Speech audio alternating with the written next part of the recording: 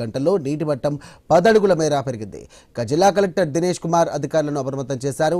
లోతట్టు ప్రాంతాల ప్రజలను కూడా సురక్షిత ప్రాంతాలకు తరలించేందుకు చర్యలు చేపడుతున్నారు. సహాయక బృందాలను కూడా సిద్ధంగా ఉంచారు. ప్రజలెవరూ కూడా నదులు, వాగుల వద్దకు వెళ్లకుండా తగిన జాగ్రత్తలు పాటించాలంటూ అధికారులను హెచ్చరించారు.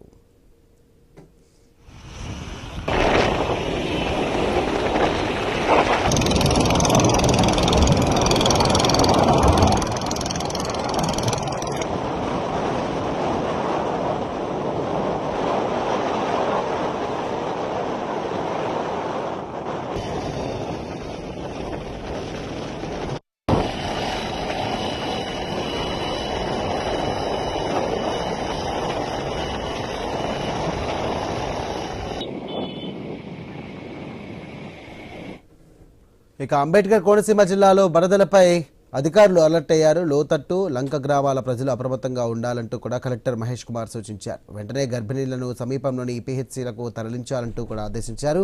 లంక గ్రామాల్లో పాఠశాలలకు సెలవు ప్రకటించారు.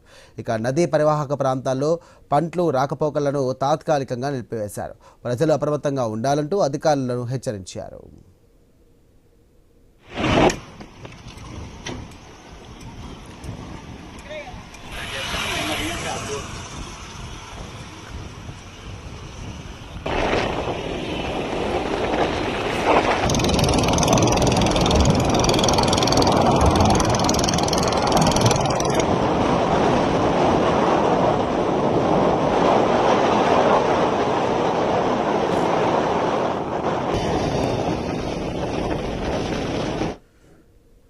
భారీ వర్షాల నేపథ్యంలో కురుస్తున్నటువంటి వర్షాల కారణంగా కూడా ఇటు గోదావరి మరియు శబరి నదులు కూడా ఉప్పొంగిపోలేస్తున్నాయి. ప్రస్తుతం అక్కడ ఉన్నటువంటి పరిస్థితులు దారుణంగా ఉన్నట్టుగా తెలుస్తోంది. నదీ పరివాహక ప్రాంతాల్లో ఉన్నటువంటి ప్రజలందరూ కూడా అప్రమత్తంగా ఉండాలంటూ కూడా సంబంధిత అధికారులు కూడా సూచనలు మరియు హెచ్చరికలు జారీ చేస్తున్నారు. ఇదే అంశానికి సంబంధించి మరిన్ని డీటెయిల్స్ అందించడానికి మా కరెస్పాండెంట్ గణేష్ ఫోన్ ద్వారా సిద్ధంగా ఉన్నారు. గణేష్, చెప్పండి, అధికారులు ఎలాంటి హెచ్చరికలు జారీ చేశారు? అలాగే ప్రస్తుతం అక్కడ ఉన్నటువంటి భద్రతా చర్యల్లో భాగంగా ముందస్తు ప్రణాళికలు ఏంటి?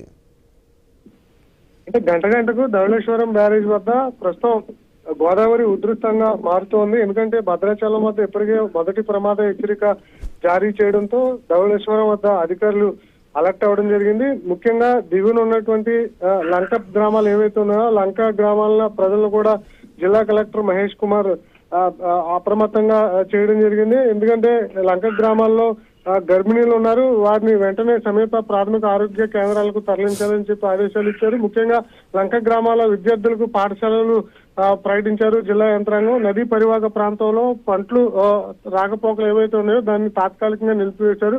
వరద నీటిలో వెళ్లి ప్రాణాల మీదకు తెచ్చుకోవద్దని చెప్పి ఇప్పటికే అధికారికంగా అధికారులు కూడా గోదావరి పరివాహక ప్రాంత ప్రజలను అయితే అలర్ట్ చేస్తున్నారు. ముఖ్యంగా పోలవరం జిల్లాలో ఏజెన్సీ ప్రాంతాల్లో వాగులు వంకలు పొంగుతూ ఉన్నాయి. అందువల్ల సీలేరుతో పాటుగానే గోదావరి అనేది పరుగులు పెడుతూ ఉండడంతో పర్యాటకానికి కూడా నిలుపుదల చేయడం జరిగింది. ఇటు మారేడుమిల్లి కావచ్చు, మోతిగూడెం కావచ్చు, వాటర్ ఫాల్స్ అన్నింటినీ కూడా ఉధృతంగా మారడంతో ఎవరు కూడా పోలవరం జిల్లాలో ఉన్నటువంటి పర్యాటక ప్రాంతాలకు వాటర్ ఫాల్స్ ఎవరు రావద్దని చెప్పి అటు జిల్లా కలెక్టర్ దినేష్ కుమార్ కూడా ఆదేశాలు ఇచ్చారు. ప్రస్తుతం తూర్పుగోదావరి జిల్లా కలెక్టర్ కీర్తి చేకూరి ఈ ధవళేశ్వరం పరిసర ప్రాంతాల్లో ఉన్నటువంటి ప్రజలను కూడా అప్రమత్తం చేశారు.